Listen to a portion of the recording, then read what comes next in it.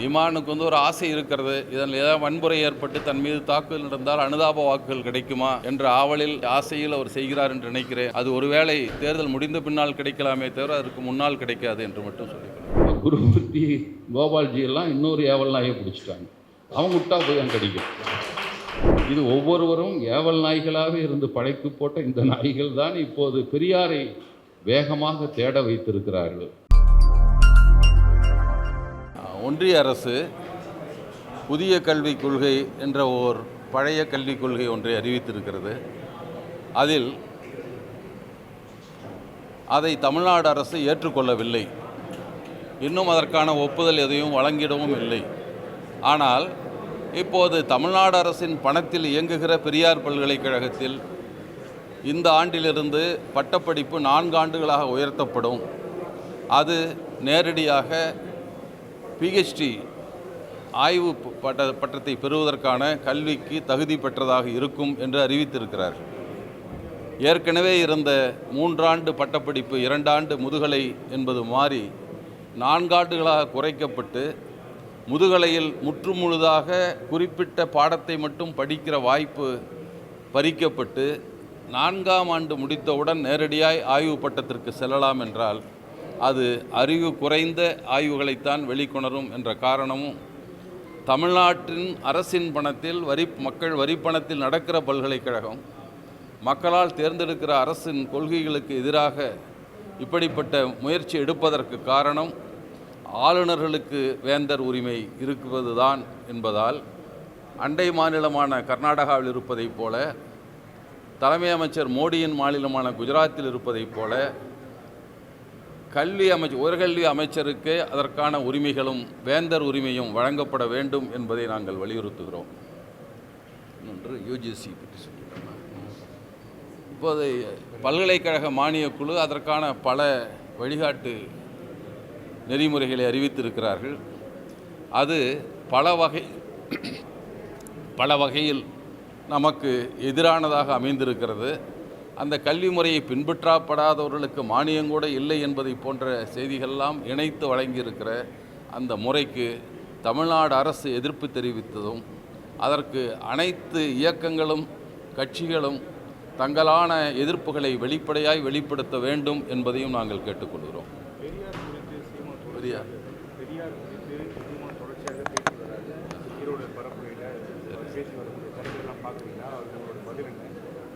இல்லை, சீமானுக்கு ஒரு ஆசை இருக்கிறது. இதில் ஏதாவது வன்முறை ஏற்பட்டு தன் மீது தாக்குதல் நடந்தால் அனுதாப வாக்குகள் கிடைக்குமா என்ற ஆவலில் ஆசையில் அவர் செய்கிறார் என்று நினைக்கிறேன். அது ஒருவேளை தேர்தல் முடிந்த பின்னால் கிடைக்கலாமே தவிர அதற்கு முன்னால் கிடைக்காது என்று மட்டும் சொல்லிக்கிறேன். அதை தான் சொல்கிறார். அவர் தேர்தலுக்கு முன்னால் அடித்தால் அது வாக்குகளாக மாறும்னு நினைக்கிறாரு.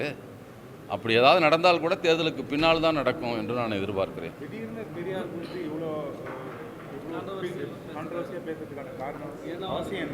தங்களுடைய எஜமானர்கள் சொல்லுகிறார்கள், குருமூர்த்தியும் கோபால்ஜியும் தான் அப்படி சந்திப்பதாக அவரோடு துணையாக இருந்து நீண்ட காலமாக அவரோடு இருந்த நண்பர் ஜெகதீச பாண்டியனே சொல்லியிருக்கிறார். அடிக்கடி போய் குருமூர்த்தியை சந்திக்கிறார், அடிக்கடி கோபால்ஜியை சந்திக்கிறார். நானும் கூட போய் வர முடியாது என்று வண்டியிலே உட்கார்ந்து கொண்டேன் என்றெல்லாம் சொல்லியிருக்கிறார். அந்த எஜமானர்கள் கட்டளையை வாளை ஆட்டிக்கொண்டு இவர் நடைமுறைப்படுத்தி கொண்டிருக்கிறார். அதுதான் பெரியார் மீதான விமர்சனம். சும்மா அரிய விளக்கங்கள்லாம் அவர் கொடுத்து கொண்டே இருக்கிறார். நிறைய விளக்கங்கள்லாம் அவர் தமிழ் அறிஞர் ஆனதால் எப்படியெல்லாம் வந்திருக்க முடியும் என்பதற்கு ஆய்வுகளை செய்து கொண்டிருக்கிறார். தேர்தலில் மக்கள் தான் சொல்லுவாங்க, நாங்கள் என்ன சொல்ல முடியும்?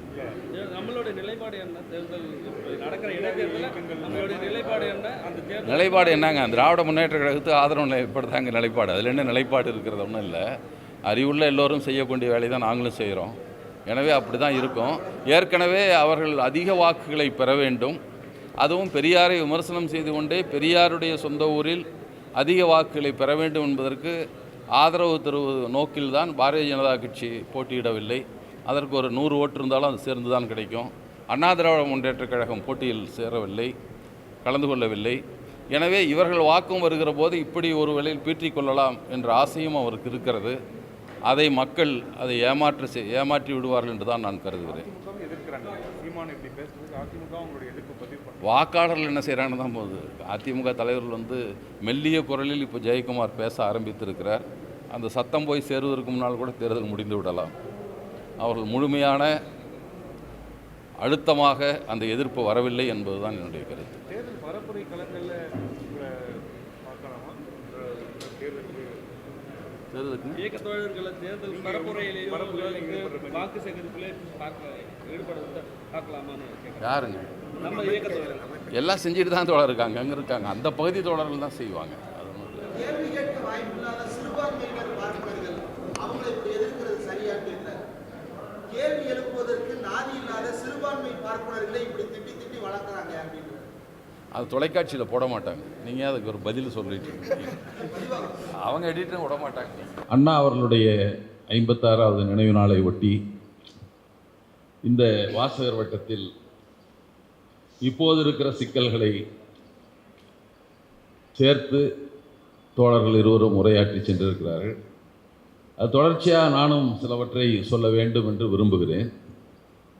நான் ஒன்றும் சிறப்புரையாற்றுவதற்கான நிறைய செய்திகளை திரட்டி கொண்டு வரவில்லை என்பது ஒன்று. ஆனாலும் பார்ப்பன கைக்கூலிகள் என்று நாம் சொல்லுகிறோம். இப்போ எப்படி இவர்கள் பார்ப்பன கைக்கூலிகளாக இருந்தார்கள் 2 பேருங்கிறதையும் தோழர் விளக்கி இருக்கிறார். சீமானோ மணியரசனோ எப்போவுமே அரசியலிலோ மற்றவற்றிலோ படிப்படியாக முன்னேறி செல்வது தான் வழக்கம். நம்முடைய ஐயா மணியரசன் அவர்கள் ஒரு பொதுவுடைமைவாதியாக இருந்து ஒரு தமிழ் தேசியம் பேசி இப்போ ஜாதியவாதியில் வந்து நின்று கொண்டிருக்கிறார். இன்னும் கொஞ்ச நாளில் வந்துடுவார், முழுமையாக வெளிப்பட்டு விடுவார். முதல்ல அவர் வரையுறை வைத்திருந்தார். 1956 நவம்பர் முதல் நாள் மொழிவாரி மாநிலங்கள் அமைக்கப்பட்ட வரை யாரெல்லாம் தமிழ்நாட்டில் இருந்தார்களோ அவரெல்லாம் தமிழர்கள் தான் என்ற ஒரு வரையறையை வைத்திருந்தார். எந்த அறிவியல் அடிப்படையில் இதை மாற்றிக்கொண்டார் என்று யாருக்கும் தெரியாது. ஒரே அடிப்படை தான், சீமானோடு சேர்ந்து விட வேண்டும். சீமானை சேர்ந்து விடலாம், சீமானுக்கு ஆசானாக வந்து விட வேண்டிய ஆசை. அது எப்படியோ இருக்கட்டும், செய்து கொண்டிருக்கிறார்கள். இன்னொரு தலைப்பு பெரியார் அண்ணாவின் தமிழ் தொண்டு. ஏன்னா அண்ணாவின் நினைவு நாளில் நாம் பலவற்றை எண்ணி பார்க்க வேண்டியவர்களாக இருக்கிறோம். அண்ணா அவர்கள் பெரியாரை சந்தித்தார் 1934. அப்படித்தான், அது மே 21ஆம் நாளில், நமக்கெல்லாம் நினைவில் இருக்கிற நாள் அது. அந்த மே 21 தான் திருப்பூர் நடந்த மாநாட்டில் பெரியார் சமதர்மம் என்ற தலைப்பில் உரையாற்றினார். அதை கேட்டுத்தான் அண்ணா வந்து அதில் ஈர்க்கப்பட்டு அண்ணாவோடு பெரியாரோடு வந்திருப்பாரா என்றால், அதற்கு முன்னாலே அண்ணா அவர்கள் பொது உடைமை தத்துவத்தை பற்றிய புரிதலும் அதன் மீது ஈர்ப்பும் உள்ளவராக இருந்திருக்கிறார் என்பது பின்னாலே படிக்கிற போது தான் நான் தெரிந்து கொண்டேன். 1932ஆம் ஆண்டு அவர் கல்லூரியில் இருந்தபோது ஒரு கட்டுரை போட்டி வருகிறது. அதற்கான கட்டுரைக்கு அவர் எடுத்துக்கொண்ட தலைப்பு என்பது மாஸ்கோ மாப் பரேடு என்பது. மாஸ்கோவில் நடந்த பெரும் அணிவகுப்பை பற்றிய ஓர் கட்டுரையை அவர் எழுதுகிறார். பொது உடைமை மலர்ந்த அந்த நாட்டில் நடந்த அந்த பேரணி, அதில் எழுந்த உணர்ச்சி வெள்ளம், அதையெல்லாம் எழுதிவிட்டு கடைசியாக முதலாளித்துவம் வீழட்டும், பாட்டாளி வர்க்கம் உயரட்டும் என்ற சொல்லோடு மாணவராக இருந்த பெரியாரே அண்ணாவே அதை எழுதியிருக்கிறார் என்ற ஒரு வரலாறு அவருக்கு இருக்கிறது. அவர் பெரியாரோடு வந்து இணைந்த போது அவர் அடுத்து இப்போ அந்த பார்ப்பனர்களை பற்றி நாம் பேசுகிறோம். பார்ப்பன ஆதிக்கத்தை எப்படியெல்லாம் விளக்க வேண்டும் என்பதற்கு பெரியார் சொற்பொழிவுகளால், பெரியார் வந்து கருத்தாக சொற்பொழிவாக சொன்னார். இன்னொரு பக்கம் புரட்சி கவிஞர் பாரதிதாசன் போன்றவர்கள் அதை கவிதைகளாக கொடுத்தார்கள். எழுத்துக்களாக குத்தூசி குருசாமி போன்றவர்கள் அதை எடுத்து கொடுத்தார்கள். இவரெல்லாம் ஒவ்வொருவரையும் சொல்லுறாங்க, ஏராளமான கவிஞர்கள் இருந்திருக்கிறார். இந்த ஆண்டு கூட நாங்கள் திராவிட இயக்க கவிஞர்கள் என்று தான் எங்கள் நாள்காட்டியில் கூட போட்டோம். ஏராளமான கவிஞர்கள் பெரியாரியலை முன்னெடுத்து சென்றிருக்கிறார்கள். தங்கள் வழியில் அதை வெளிப்படுத்தி இருக்கிறார். இப்போ அதை தமிழ் தொண்டு என்று வருகிற போது அவர் எழுதிய இலக்கியமெல்லாம் நமக்கு இலக்கியங்களை பற்றி இருப்பதை விட கருத்துகளாக எதை வைத்திருக்கிறார்கள். இலக்கியத்தின் பெரியாருக்கு இலக்கியம் என்ன தெரியும், பெரியாருக்கு தமிழ் என்பார். பெரியாருக்கு நிச்சயமாக கேள்வி கேட்கொண்டு அதிகமாக தமிழ் படித்திருக்கிறார். அவர் தான் சொல்கிறார். ஒரு எளிய கேள்விதான், தன் தத்துவத்தை விளக்குகிற போது எப்படி தமிழ் ஒரு காலத்தில் எப்படி இருந்தது, இப்போது எப்படி இருப்பது, 2-3 எடுத்துக்காட்டுகளை சொல்லுகிறார். தொல்காப்பியத்தில் உயர்திணை என்றால் என்ன என்பதை சொல்லியிருக்கிறார். பெரியாருடைய பேச்சில் நான் படித்ததை சொல்கிறேன். உயர்திணை என்பது மக்கள் சுட்டே என்று இருக்கிறது, தொல்காப்பியத்தில் இருக்குது. நன்னூல் இருக்கிறது, மக்கள் தேவர் நரகர் உயர்திணையே என்று சொல்லுகிறார். மக்கள் மட்டும்தான்டா தொல்காப்பியத்தில் வந்தான், தேவர் நரகர் எங்கிருந்து வந்தான், எந்த ஊரில் குடியிருக்கிறான், அவன் தோற்றம் என்ன, அவன் எப்படி நம்ம இலக்கணத்துக்குள்ளே வந்தான், யாராவது கேட்டிருக்கிறோமா, சிந்தித்திருக்கிறோமா என்ற கேள்வியை அவர் வைக்கிறார். அப்போ 2 தொல்காப்பியத்தையும் படித்திருக்கிறார், நன்னூலையும் படித்திருக்கிறார். இதைத்தான் நாம் புரிந்துக்கணும். பெரிய இன்னொடத்துல சொல்கிறாரு, என்னை நம்பி இப்பணி ஏற்றேன். நான் என்ன நம்பி தாண்டா அந்த வேலைக்கு வந்தேன், யாராவது இருந்தா இரு, இல்லைன்னா போ. அவர் குடியரசை பற்றி சொல்லுகிற போது சீமான் சொல்கிற மாதிரி சொல்லலை, யார் வந்தாலும் வராவிட்டாலும் என்று தான் சொன்னார். அவர் சொன்னார், அப்போ இந்த சொல்லை என்னை நம்பி இப்பணி ஏற்றேன் என்பதற்கு குடியரசை நானே எழுதி, நானே அச்சு கோர்த்து, நானே அச்சடித்து அது படித்தாலும் குடியரசு வந்து கொண்டே இருக்கும் என்று சொன்னார். அவர் இப்பணி ஏற்றுவதற்கு என்னை நம்பினேன் என்பதற்கு அவர் சொல்லுகிற போது சொல்வார், கம்பராமாயணத்தில் ராவணன் சொல்லுகிறான், என்னை நம்பி இப்பழி ஏற்றேன் என்று சொன்னான், நான் சொல்லுகிறேன் என்னை நம்பி இப்பணி ஏற்றேன் என்று சொல்லுகிறேன். இப்போ கம்பராமாயணத்தையும் படிச்சிருக்காரு பெரியார். அடுத்தது அவர் சொல்லுகிறார், ஒரு கடவுளை பற்றி, கடவுள் உற்பத்தி பண்ணுவாராம், இன்னொரு கடவுள் காப்பாற்றுவாராம், ஒருத்தர் சாவுவாராம். அவர் சொல்லுகிறார், ஒரு குயவன் மண்பானையை, பச்சை பானையை வணைந்து எடுத்து வைப்பான், மற்றொருவன் சூளையில் வைத்து சுட்டு காப்பாற்றுவான், அந்த பக்கம் ஒருத்தவன் உட்காந்துட்டு உடைத்து கொண்டே இருப்பான். இது என்னடா இது, ஆக்கலும் அழித்தலும் காத்தலும் அழகிலா விளையாட்டு என்று சொல்லுகிறார். இது எந்த இடத்துல வருதுன்னா, கம்பராமாயணத்தினுடைய கடவுள் வாழ்த்தில் வருகிற பாடல். உலகளாமாக்கி தாமுல வாக்கலும் ஆக்கலும் காத்தலும் அழித்தலும் அழகலா விளையாட்டான் அன்னவருக்கே சரணம் நாங்கள்னு அந்த பாட்டு. அதை பெரியார் சொல்லுகிறார் என்றால் கம்பராமாயணத்தின் கடவுள் வாழ்த்து உட்பட அவர் படித்திருக்கிறார். இப்போ இப்படிப்பட்ட ஒருவர் ஏதோ தமிழறிவு இல்லாத ஒரு போதும் இவர்கள்லாம் தமிழில் முழுமையாக கற்றவர்கள் போலவும் பேசிக்கொண்டிருக்கிற இந்த சூழலில்தான் தோழர் சொன்னதைப் போல திருக்குறள் மாநாடு. திருக்குறள் மாநாடு என்பது உண்மையிலே இப்போது எண்ணி பார்த்தால் கூட வியப்பாக இருக்கிறது. அதற்கு கூட அவர் அடைப்புக்குரிய தலைப்பு கொடுத்தார், தமிழர் வாழ்வியல் பண்பாட்டு மாநாடு என்று நினைக்கிறேன் என்று. அந்த சொல்லோடு எனக்கு சரியான சொல்லை என்னால் நினைத்துக்கொள்ள, அதில் ஒரு அடைப்புக்குள்ள அதுக்கு ஒரு உள்தலைப்பு ஒன்று கொடுத்து தான் பண்ணார். அதை பரப்புவதற்கு ஒரு செய்த முயற்சிகள், பரப்புவதற்கு திருக்குறளை அச்சடித்து பெரியார் பரப்பினார், பல்லாயிரக்கணக்கில் அச்சடித்து மக்களிடம் பரப்புகிறார். ஆரணா விலைக்கு திருக்குறளை போட்டு அனுப்பிவிட்டார். அப்புறம் கணக்கு பார்க்கிறார்கள், அது 5 தான் அடக்கம் ஆகுது. 5 என்பது 35 காசு 30 காசு அடக்கமாகிறது. பெரியார் கணக்கு போட்டு அடுத்த நாள் அறிக்கை விடுகிறார், நாங்கள் 6 விலை போட்டு முகவர்களுக்கெல்லாம் அனுப்பி இருக்கிறோம், அடக்க விலையை பார்த்தபோது 5 இருக்கிறது, எனவே முகவர்கள் தயவு செய்து 5 விற்குமாறும் வாங்குகிறவர்களும் 5 என்று கேட்டு வாங்குமாறும் தெரிவித்துக் கொள்கிறேன்னு எழுதுகிறார். 1 அதிகமாக போனால் ஒரு வேளை திருக்குறளை வாங்காம விட்டுருவானா, இது எல்லாம் மக்களிடம் போய் சேர வேண்டும், பரவலாக போய் சேர வேண்டும் என்ற ஆர்வம் தான். அப்போல இலக்கியங்களாக கம்பராமாயணத்தையும் பாரதத்தையும் படித்து கொண்டிருந்தவனுக்கு திருக்குறளை பற்றிய ஒரு அறிமுகத்தை, ஏன்னா திருக்குறளை பற்றி முள்ளம் ஏற்றிட்டாரா, திருக்குறளை மலம் என்று சொன்னார் என்று இந்த மலங்கள் பேசி கொண்டிருக்கிறார். அவர் சொன்னது கம்பராமாயணத்தை சொன்னார். கம்பராமாயணம் தங்கத்தட்டில் போட்டு அமேதியத்தை, அவர் சொல் அமேத்தியம் என்பதற்கு தேடி பார்த்தாலும் தெரியுது மலம் என்று பொருள், அப்படி தான் எழுதியிருக்காரு. இவன் கண்டுபிடிச்சிட்டாங்க அதுக்கு விளக்கம் போட்டு. அமேத்தியத்தை கொடுத்தால் சாப்பிட்டு விடுவோமா என்று கேட்கிறார். தங்கத்தட்டில் தான் வச்சு கொடுக்குறான், அதுக்காக சாப்பிட முடியுமா? அப்படித்தான் ராமாயணம், அதில் உள்ள செய்திகள் நமக்கு ஓப்பானதில்லை, நமக்கு எதிரானது. இலக்கிய நயத்துக்காக அதை போய் பேசிகிட்டு இருக்க முடியாது என்பதற்காக சொன்னதை திருக்குறளுக்கு சொன்னதாக சொல்லுகிறார். எத்தனை அவர் திருக்குறளை பற்றி பேசி அவரெல்லாம் தோணல. திருக்குறளுக்கு அந்த மாநாட்டில் அவர் உரையாற்றுகிறார். நான் திருக்குறள் மேலே எனக்கு பாவே மாணிக்க நாயகரை சொல்லுகிறார். அவர் எனக்கு அடிக்கடி சொல்லுவார், அவர் கூட ஒரு ஜாதின்றுவாங்க, அவர் நாயக்கர் அந்த ஜாதியை சேர்ந்தவர் இல்லை, அவர் கொடுக்கப்பட்ட பட்டம், அவர் வேறு சாதியை சேர்ந்தவர். அவர் அந்த குடும்பத்துக்குள்ள பட்டம் அது. ஏன்னா நம்ம ஆளுங்க இந்த ஆராய்ச்சியெல்லாம் இருக்காங்கல்ல, அதனால் சொல்லிடுறேன். அவர் ஒரு பொறியாளர். அவர் தான் மேட்டூர் அணையை கட்டுகிற போது கோட்ட பொறியாளராக இருந்திருக்கிறார், டிவிஷனல் இன்ஜினியர். அவர் சுர்க்கி என்ற ஒரு முறை, சுண்ணாம்பை கலந்து எப்படியெல்லாம் போடுறது என்பதற்கான முறைக்காக அவர் இங்கிலாந்துக்கு அனுப்பப்பட்டு அதற்கு பயிற்சி எடுத்து வந்து அணை கட்டுதலில் பயன்படுத்திய பொறியாளர். ஆனால் தமிழ் அறிஞரும் கூட. அவர் எந்த மாதிரி தமிழ் அறிஞர் என்றால், கம்பனையும் அவரும் விமர்சனம் பண்ணுறார். அவர் பக்தி உள்ளவர் தான், அவர் நாத்திகர் கிடையாது. பெரியார் சொல்லுவார், எழுத்து சீர்திருத்தத்தை பற்றி எங்களுக்கெல்லாம் அதை பற்றி யோசித்து கொண்டிருந்த போது பாவை மாணிக்கர் வந்தார். ஓம் என்ற ஒளியிலிருந்து தான் எல்லா எழுத்தும் வந்ததுன்னு சொன்னார். அன்னைக்கே இந்த எழுத்து சீர்திருத்தத்தை மறந்துட்டேன்.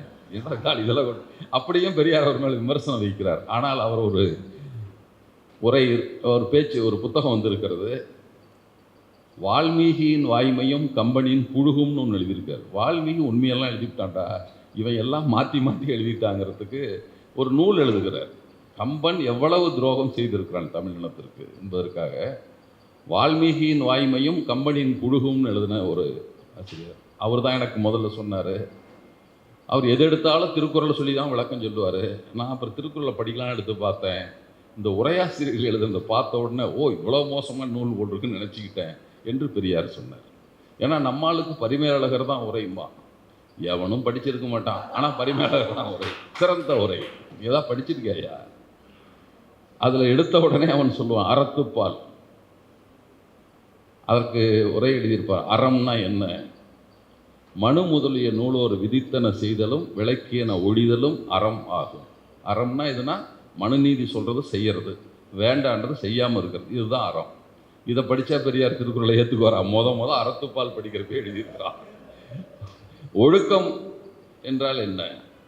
அந்தந்த வர்ணத்தார் தமக்குறித்த தொழிலை தவறாமல் செய்வது ஒழுக்கமாகும். இதை பெரியார் ஒத்துக்குவாரா?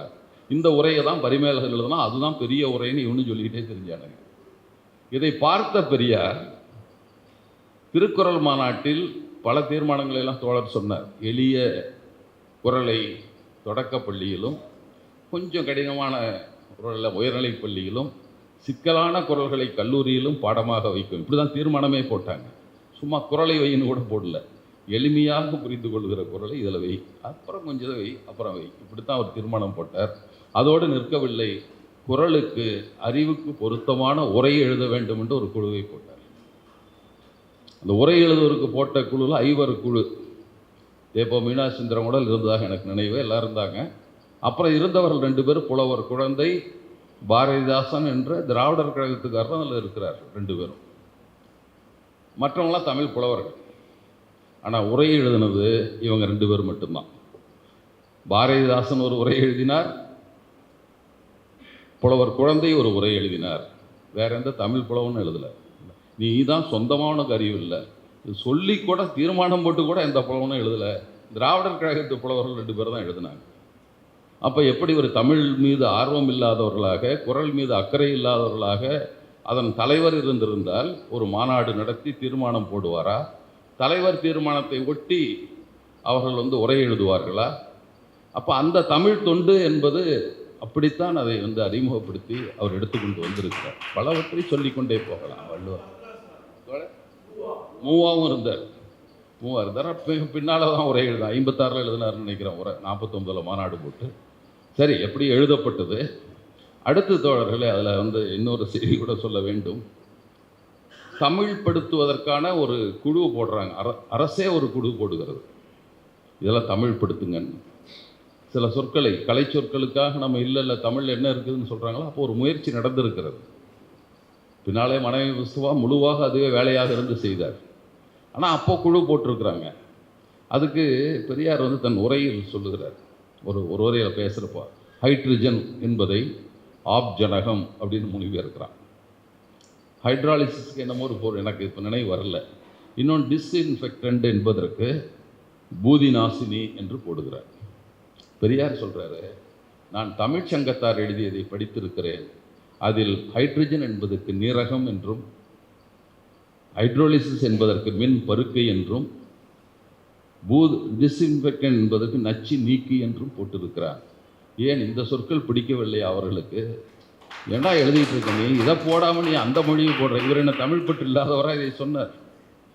நச்சு நீக்கி என்ற அழகான சொல் இருக்கிறது, ஏன் அதை போடாமல் பூதி நாசினின்னு போடுற என்றெல்லாம் கேட்கிறவரை தமிழ் அறியாதவரா, தமிழ் மீது அக்கறை இல்லாதவரா?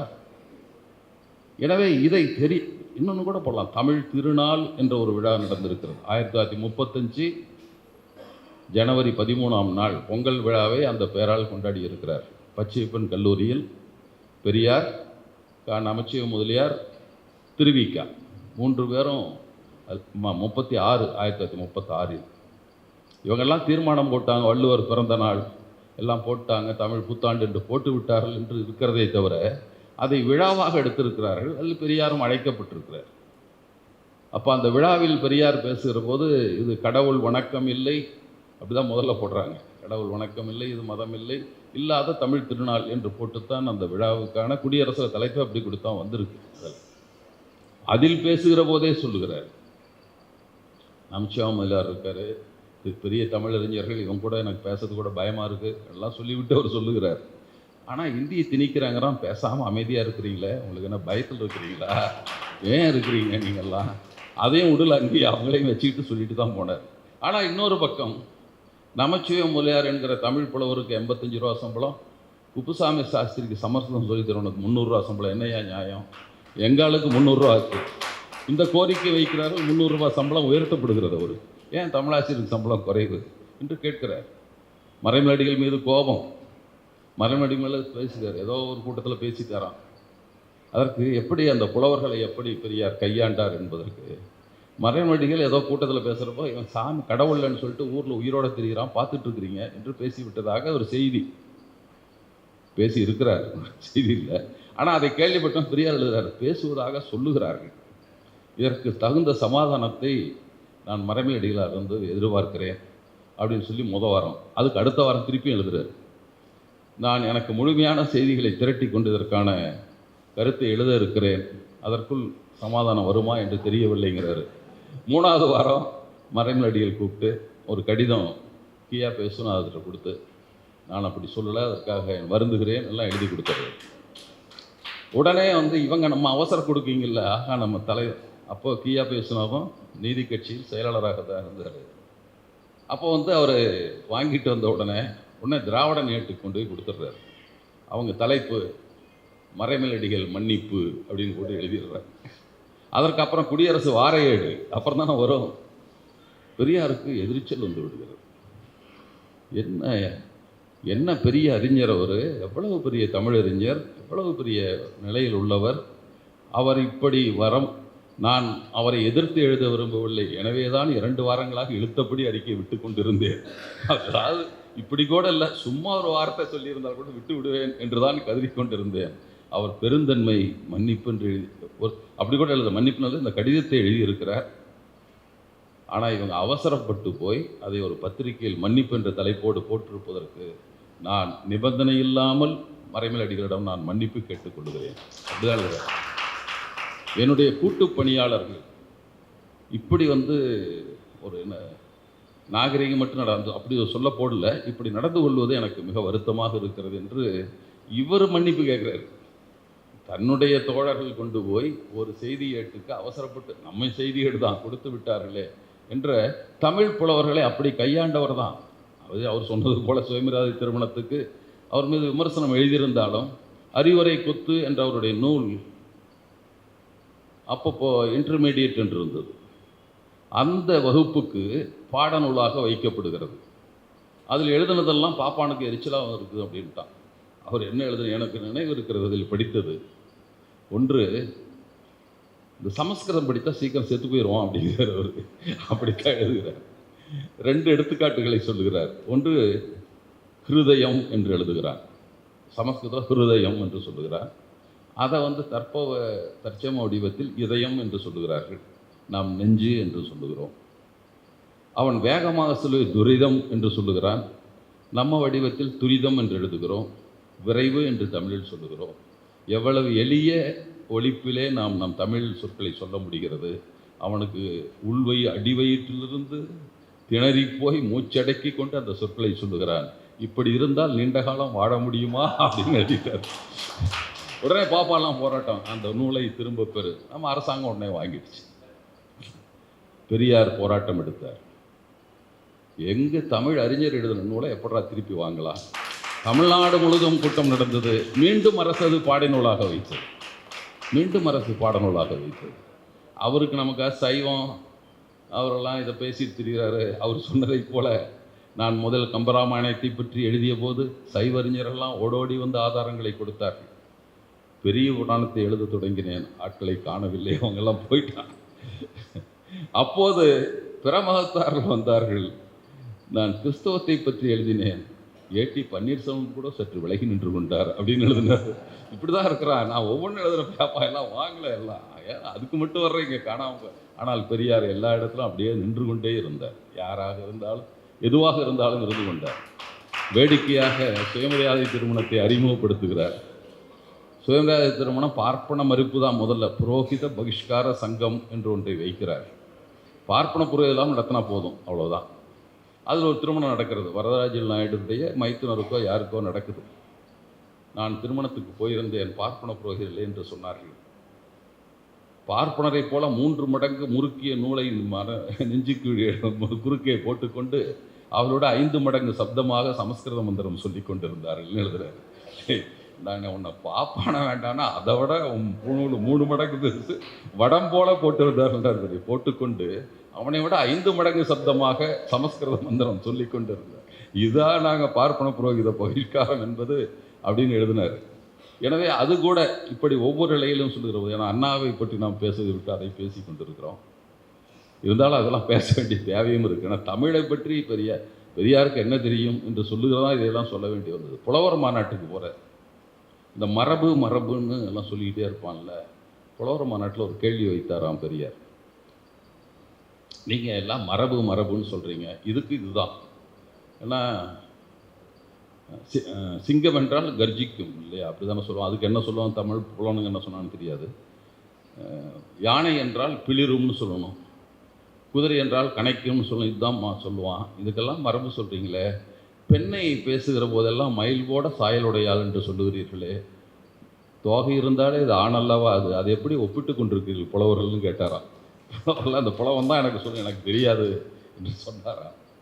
அதே போலத்தான் திருக்குறளார் முனுசாமி அவர்கள் ஒரு திருமண நிகழ்ச்சி எங்கள் முன்னாள் ஒரு மூத்த சுயமரியாதை இயக்க தலைவர் டி.கே. ராமச்சந்திரன் அவருடைய மகன் திருமணம் திண்டிவனத்தில் நடந்தது. மணப்பெண் அந்த ஊர். அப்போ அதில் திருக்குறளாரும் வந்திருந்தார். அப்போ அவர் பேசுகிற போது அவர் சொன்னார், பெரியார் ஒரு கூட்டத்தில் என்னிடம் கேட்டார் பெரியார், நானும் இருந்தபோது, ஐயா முனுசாமி அளவுக்கு நான் தமிழ் படித்தது இல்லைன்னு ஆரம்பித்தார். வந்தது வம்பு ஏதோ வேட்டு வைக்கிறாருன்னு நினச்சிக்கிட்டேன். அப்படிதான் திருக்குறளார் சொன்னார். இப்போ சொல்கிறாருன்ட்டு, ஏங்க பெண்ணுக்கு தானே கற்பு சொல்லியிருக்கிறாரு, ஆணுக்கு எங்கேயாவது சொல்லியிருக்காருங்களா என்று கேட்டாராம். ஐயா இருக்கியா, பிறன்மனை நோக்கா பேராண்மை இருக்கியா குரல்? படித்தேங்க, நானும் படித்தேங்க. பிறன் மனையை நோக்கக்கூடாது, தங்கச்சியை நோக்கலாங்களா, கணவன் இல்லாத பெண்ணை நோக்கலாங்களா என்று கேட்டாரா. வந்துரா வம்புன்னு அதோட வாயை மூடிக்கொண்டு அமர்ந்து கொண்டேன் என்று அவர் சொன்னார். இப்போ ஆழ்ந்து இந்த குரல்களை எல்லாம் படித்ததால் தான் கேள்வி எழுப்ப முடிகிறது. அவர் நானும் படித்தேங்க என்று சொல்லிவிட்டு சொன்னாராம். அப்படிப்பட்ட இல்லை தோழர். அதற்கப்புறம் அண்ணாவின் நுழைவு இதெல்லாம் ஏறக்குறைய இந்திய எதிர்ப்பு போராட்டத்தின் போது ஒவ்வொரு கட்டத்திலும் பெரியாரோடு இணைந்தவர்களுக்கு பொருத்தமாகத்தான் அந்த சேர்ந்தவருடைய நிலை கடைசி வரைக்கும் இருந்திருக்கு. இந்திய எதிர்ப்பு போராட்டத்துக்கு வருகிறார். கட்டாய இந்தி ஒழிக என்பது தான் முழக்கம். அடுத்து இந்தி ஒழிக என்று ஆகிறது. புலவர்களாம் வந்ததுனால இந்தி ஒழிக தமிழ் வாழ்க என்று மாறியது.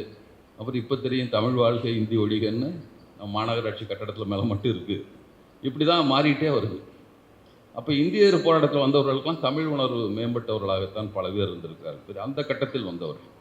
சட்ட எரிப்பு போராட்டத்தின் போது வந்தவர்கள்லாம் ஜாதி எதிர்ப்பில் மிக அழுத்தமாக இருந்திருப்பார். இப்போ 80க்கு அப்புறம் திராவிடர் இருந்தவங்களாம் ஈழ விடுதலையில் அதிகமாக இருப்பார்கள். அப்போ அதுபோல் காலகட்டத்தில் தான் அவங்க வருகையெல்லாம் இருக்கிறது. இவங்கெல்லாம் வர்றாங்க.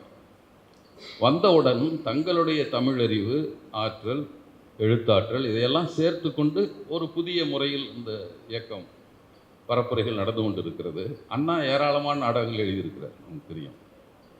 நாடகங்கள் அவர் எழுதினதெல்லாம் என்ன நாடகம்னா, முதல்ல சிவாஜி கண்ட இந்து ராஜ்யம் என்றால் என்ன எப்படி இருக்கும், அம்பேத்கர் கூட எழுதுவார்ல அந்த பார்ட்டிஷன் ஆஃப் பாகிஸ்தான் பிரிவினை என்ற நூலில் அவர் எழுதியிருப்பார்.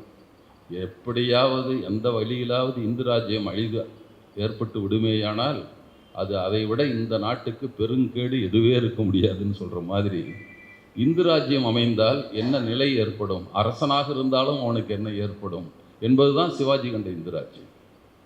அதில் அவ்வளோ அழகாக அதை கொண்டு போய் சந்திரமோகன் என்பவர் ஒரு இயக்கத்துக்காரன் போல் அவர் பாப்பாங்கிட்ட எச்சரிக்கையாருன்னு சொல்லிகிட்டே இருப்பார். ஆனாலும் நடக்கும். சிவாஜி அவமானப்படுத்தப்படுவான் என்பதையெல்லாம் எழுதி அது எப்படி இந்த இந்து மத சாஸ்திரங்கள் அதன் பெயரால் அரசரை கூட ஆட்டி வைக்கிறான் பார்ப்பான் என்பது தான் அதை எழுதுறாரு. இப்படி ஒவ்வொரு நாடகம், நீதிதேவன் மயக்கம், அண்ணா இவர் வழக்கு கொடுத்துருப்பார். ராவணன் வழக்கு தொடுக்கிறார் நீதிதேவன்கிட்ட. எல்லாம் இறந்து போய் சொர்க்கலோகத்தில் நடக்கலாம் எழுதுவாங்களே அது போல் போய் வைக்கிறாரு, வழக்கு கொடுக்குறாரு. இந்த கம்பர் மேலே வழக்கு, என்னை இரக்கமில்லா அரக்கன்னு எழுதிட்டாரு அப்படின்னு வழக்கு விசாரணைக்கு வரும். என்ன சொன்னீங்களா? ஆமாம் எழுதியிருக்கிறேன். அப்போ சரி, ராமன் என்ன பண்ணான்? கட்டின மனைவி அநியாயமாக துரத்துட்டான் காட்டுக்கு. அவனை இரக்கமில்லா ராமன் எங்கேயா எழுதியிருக்கியா? நீ மறைந்திருந்து கொன்றானே வாலியை, அவன் இந்த மாதிரி ஒழுக்கமில்லா ராமன் எழுதியிருக்கியா? அதெல்லாம் விட்டுட்டா நான் என்னையா பண்ணேன்? என்ன போய் இரக்கமில்லா அரக்கன்னு எழுதியிருக்கிற என்று வாதங்களை எடுத்து வைப்பார் ராவணன். கடைசி நீதிதேவனுக்கு தீர்ப்பு சொல்ல முடியாமல் மயங்கி கீழே விழுந்துருவார். தீர்ப்பே சொல்லாமல் ஜட்ஜிங்க சொல்லிடுறாங்கல்ல, அந்த பட்டிமன்றத்தெல்லாம் வரும். இவர் சொல்லுவதும் சரிதான், அவர் சொல்லுவதும் சரிதான் தீர்ப்பு சொல்கிற மாதிரி அதை கூட சொல்ல முடியாமல் மயக்கம் மட்டும் விழுந்துட்டாருங்க. இப்படி நாடகம், சந்திரோதயம் நாடகம், எத்தனை பகுத்தறிவு கருத்துக்களே உள்ள நாடகம். அதில் தான் கடவுளை கல் என்று பேச வைத்து மக்களை கைதட்டி வைத்தவர் என்று சொல்லுவாங்க. விழாவுக்கு போயிட்டு இருந்தவங்கள்ட்ட நடராஜ தரிசனம் எப்படி இருந்தது என்று கேட்டு அதான் விளக்குவானா, எனக்கு கொஞ்சம் காட்டுப்பா, நான் பார்க்கணும் பாரு ஜமீன்தார். அவர் நின்று காட்டுவார். ஆஹா அழகாக இருக்கிறது, ஆஹாஹா அப்படின்னு சொல்லிக்கொண்டே இருப்பார். எஜமா காலை எடுத்துக்கிட்டுங்களாம்மாண்ணா, இருப்பா எனக்கு பார்க்க எவ்வளோ அழகாக இருக்குது. அப்பன் நடராஜனை தரிசித்து நான் பார்க்க வேண்டாமா? கால் வலிக்குது எஜமா. நடராஜர் எவ்வளோ நாளாக நிற்கிறார்ல, அது கல் எஜமா, நான் மனுஷன் அப்படின்னு அவன் சொல்கிறார். இப்படி ஒரு வச்சு கைதட்ட வைத்தாரண்ணா, கல்லென்று கடவுளை செய்து மக்களை கைதட்ட வைத்தாரண்ணா என்று சொல்லுவார்கள். இப்படியெல்லாம் அவர் படைத்ததில் இதையெல்லாம் சொல்லி, நான் எல்லா இடங்களையும் சொல்கிறேன். இன்னொரு செய்தி அண்ணாவை பற்றி சொல்லிவிட வேண்டும். நான் கொஞ்ச நாள் அரசு ஊழியனாக வேறு இருந்தேன். இப்போது அந்த சமயத்தில் ஒரு வேண்டாண்ட ஓடி வந்துட்டோம் 4 வருஷத்தில் எழுதி விட்டுட்டு.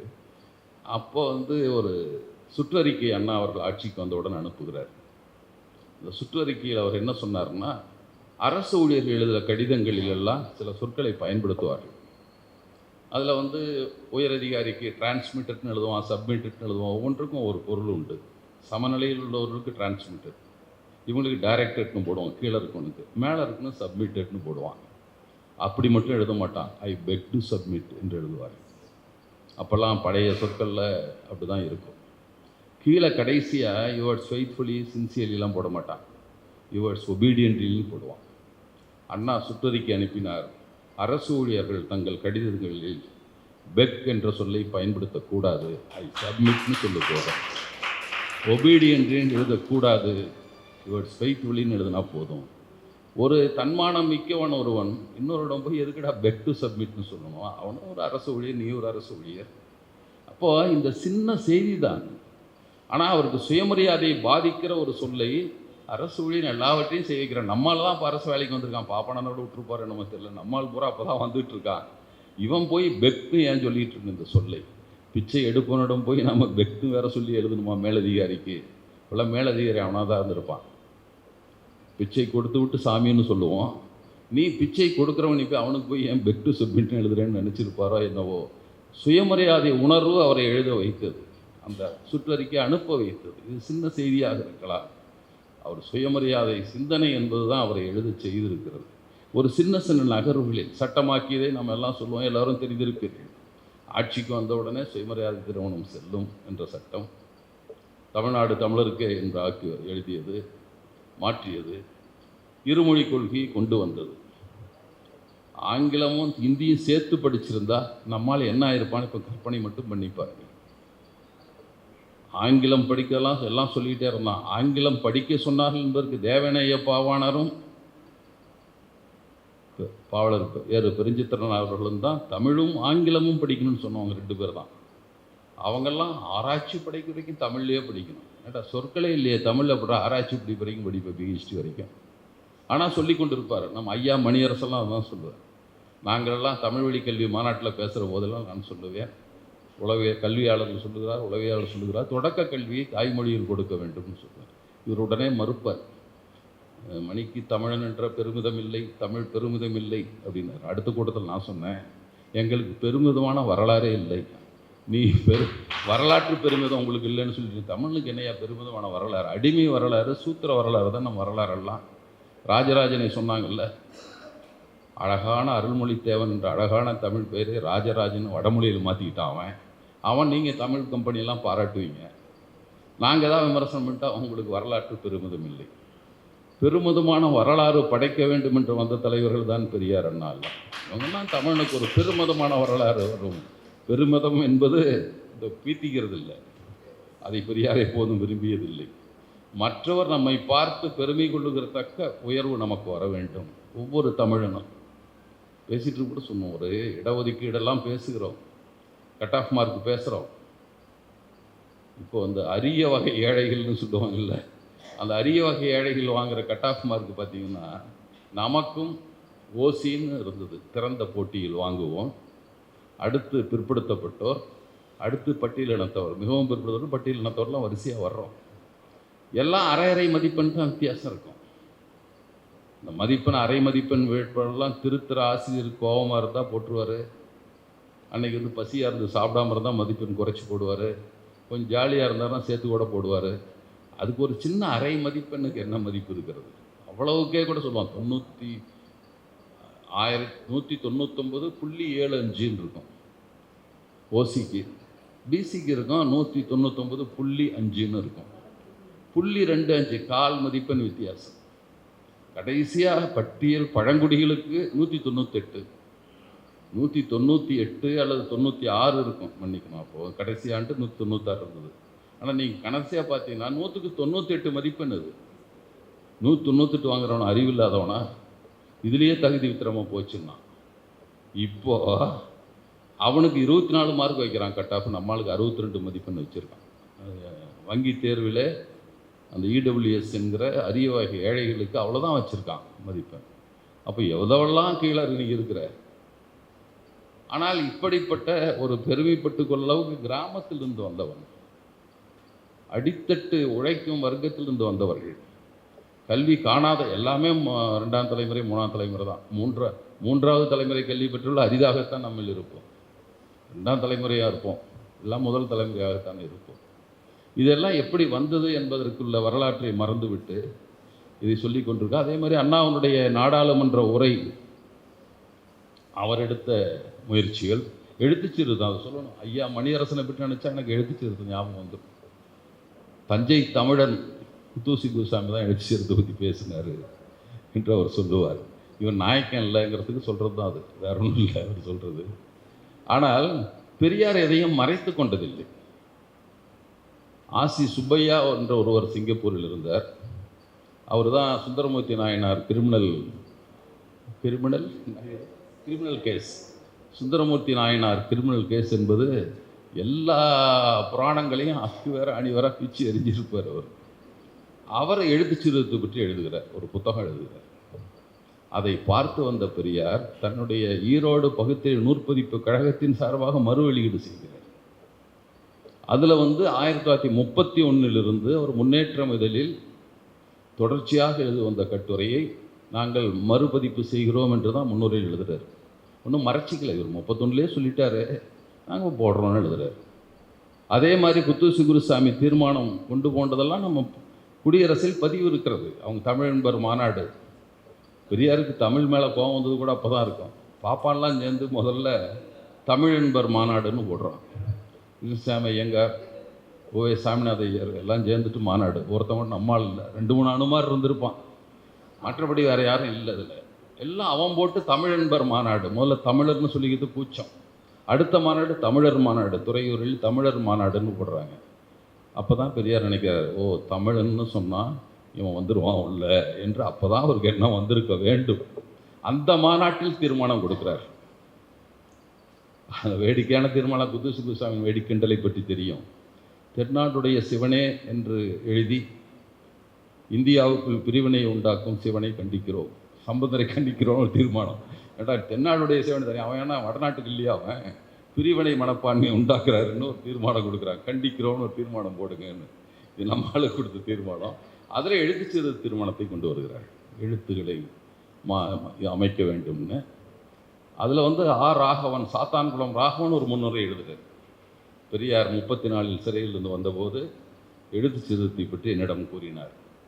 முதல்ல இந்த மேலே போடுற கொம்பு லை நெய்க்கெல்லாம் மாற்றணும், துணைக்கால் சுழிப்பதற்கு மேலே துணைக்கால் போட்டு விட வேண்டும், இது எளிதாக இருக்கும் என்று சொன்னார். நான் உடனே சொன்னேன், ஏன் இந்த ஐ அவ்வு கூட பண்ணிடலாமேன்னு சொன்னேன். நல்ல யோசனை தான், சிறிது குழப்பத்தை உண்டாக்கலாம், தொடக்கத்தில் இதை மட்டும் செய்வோம் என்று பெரியார் சொன்னார்னா அவர் ஒரு உரை எழுதுகிறார். அவர் ஒரு முன்னுரையில் பதிப்புரை, அவர் தான் அந்த பகுத்தறிவு நூற்பதிப்பு பழகத்தினுடைய அமைச்சர் அப்படின்னு போட்டு எழுதியிருக்கார். அவர் இதையெல்லாம் வெளிப்படையாக சொல்லிக்கிட்டாரு. நானே செஞ்சேன்லாம் அவர் எப்பவும் சொல்லிக்கல.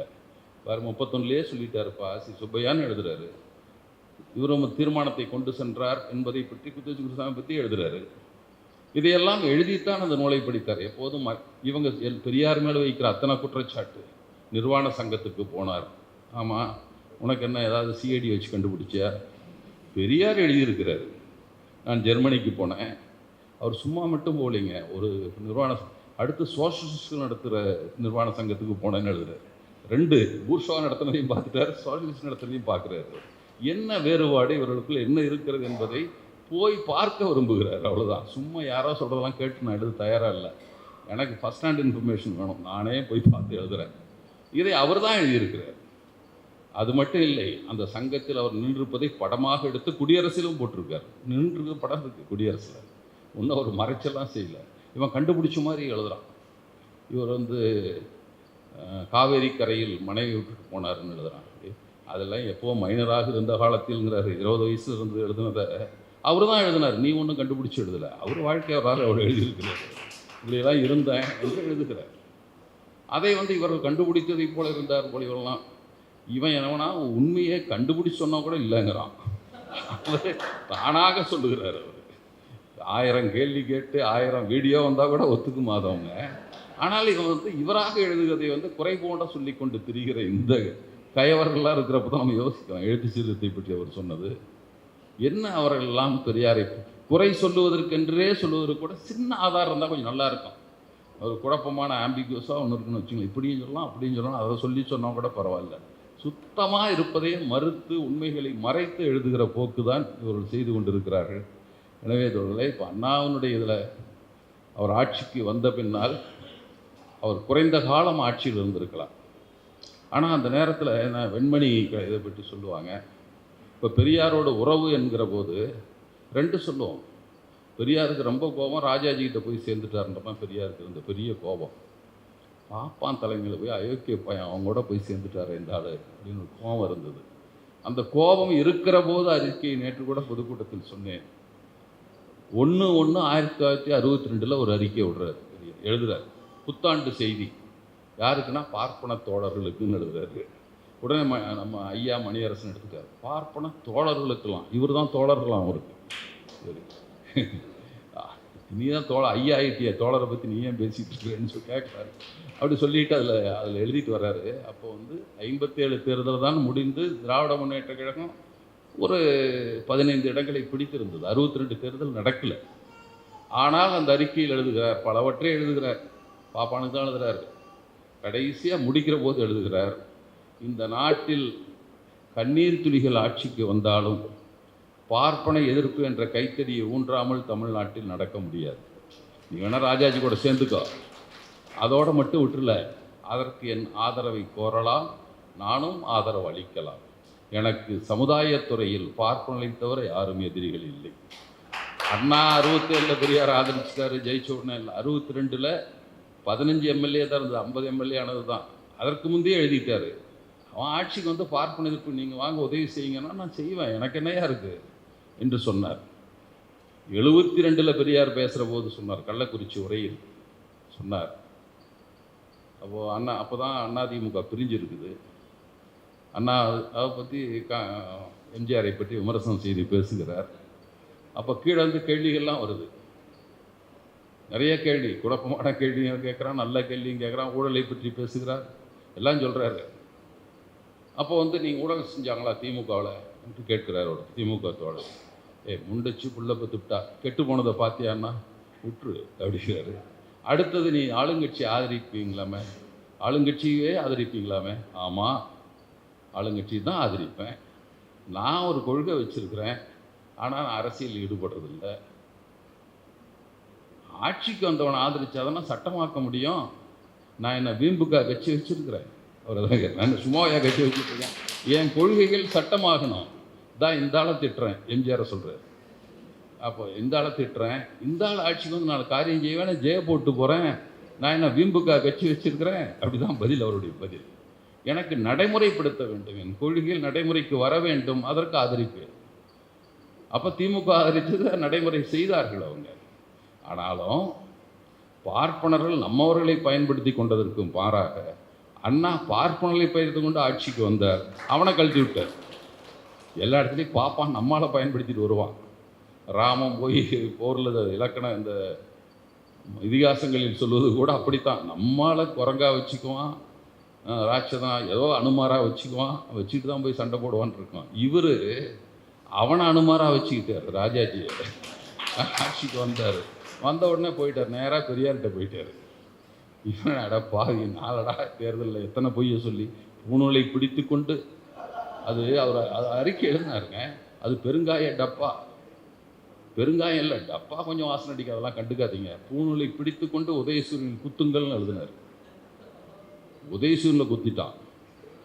ஆனால் அப்புறம் இவர் ஒரு குத்துனார் ராஜாஜியை. போனார், நேராக பெரியார்கிட்ட போனார். உங்களுக்கு என் ஆட்சி, உங்களுக்கு என்னையா செய்யணும், அறிவுரை கொடுங்கள் என்று சொன்னார் முதல்ல. ராஜாஜி கோவம் வந்துச்சு, தேனிலவு முடிந்து விட்டதுன்ட்டு. அண்ணா சொன்னார், ஆமாம், தேனிலவிலே எவ்வளோ காலம் இருக்க முடியும், வாழ்க்கையை தொடங்க வேண்டும் அல்லவா அப்படி சொல்லிட்டு போயிட்டார். இது வேற யாரும் செய்திருக்க முடியும்னு நினைக்கிறீங்க?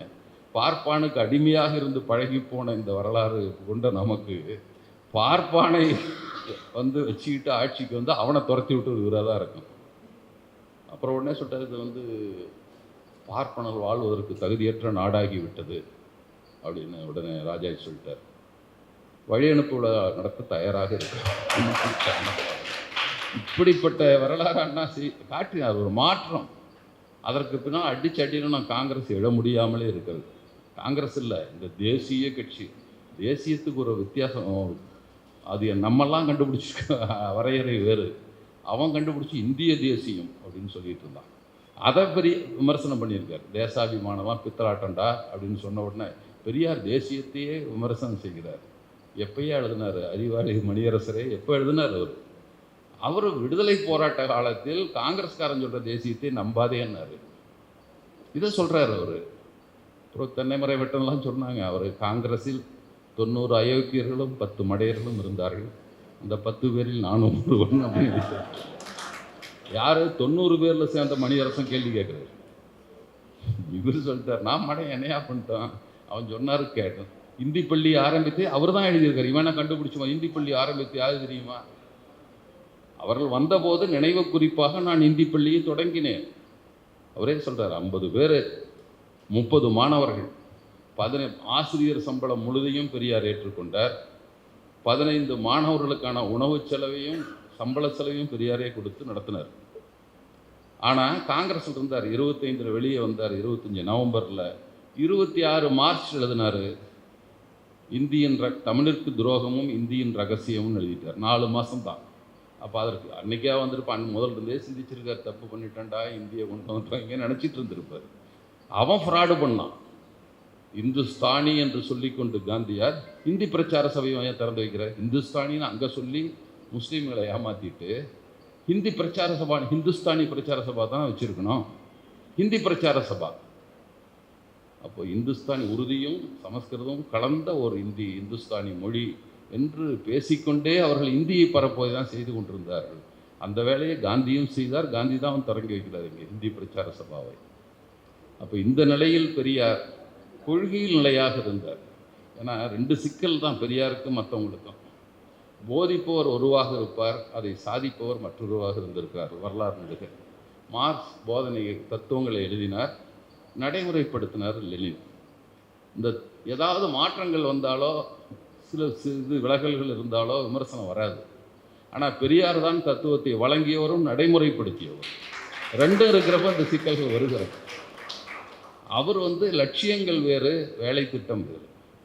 நான் ஒரு நிகழ்ச்சியில் கூட சொன்னேன், நான் சேலத்திலேருந்து சென்னைக்கு வரணும்னா அதுதான் என்னுடைய லட்சியம்.